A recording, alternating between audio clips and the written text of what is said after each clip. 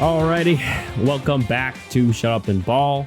I am Aaron Chow, accompanied by Mr. John Harris, and we are back to talk NFL this week. Got a little bit of news bits to go over right before free agency officially opens, because let's be honest, it technically has already been started. You know, teams have probably already been sending their, I don't want to call it like their messengers or finding ways around the rules. But nonetheless, we'll get right into it, John. First off, you know, how's life been as a Cowboys fan? I saw y'all. We're mainly gonna talk about quarterbacks this podcast, but start off, saw y'all tag Tony Pollard. Any quick thoughts on that?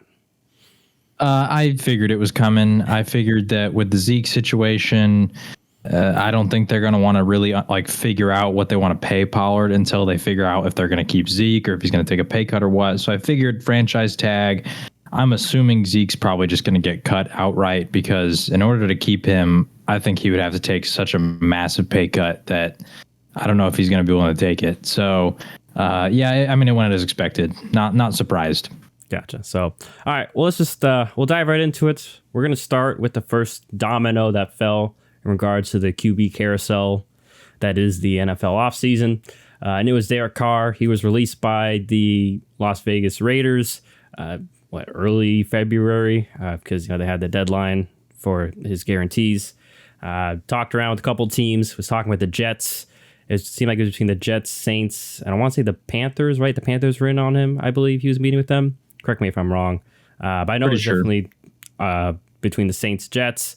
And obviously, 2 days ago, agrees to a 4-year deal with the New Orleans Saints, up to $150 million. I'm trying to pull up the guarantees and such, because that's really all. It's $60 million guaranteed. So, what were your thoughts in regards to Derek Carr going to New Orleans, John? It made sense. Obviously, Derek Carr.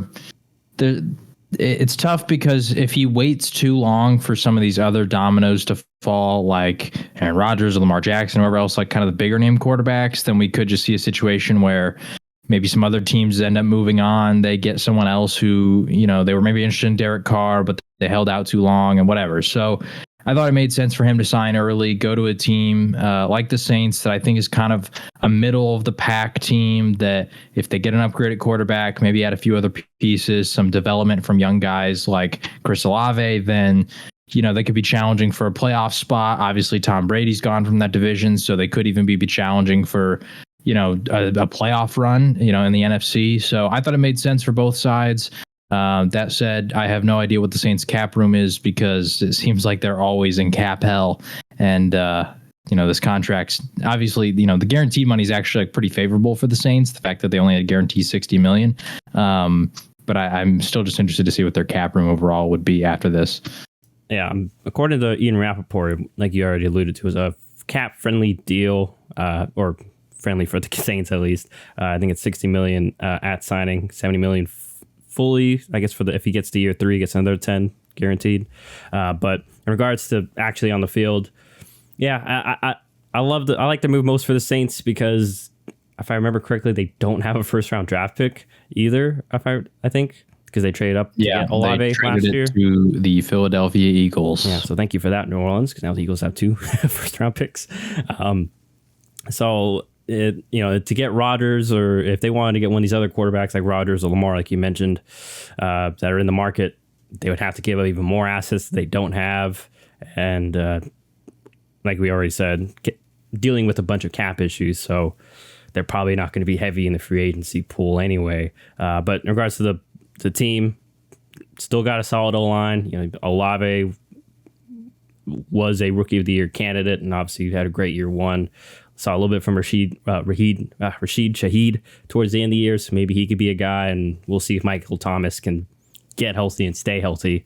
And like we said, I think when we talked about Derek Carr a couple of months ago too, I mean, this defense probably is going to be the best defense he's played with, and that's not saying much. But that just goes to show kind of the situation he was in with the Raiders throughout most of his career, where they didn't really have I dare say they probably didn't have even an average defense at best. Maybe one or 2 years they had an average ranked defense, but nothing really top 16 level. So yeah, weak division. Obviously, we still got to see all the dominoes fall for the rest of the division, but Saints looking like they're kind of just trying to reload.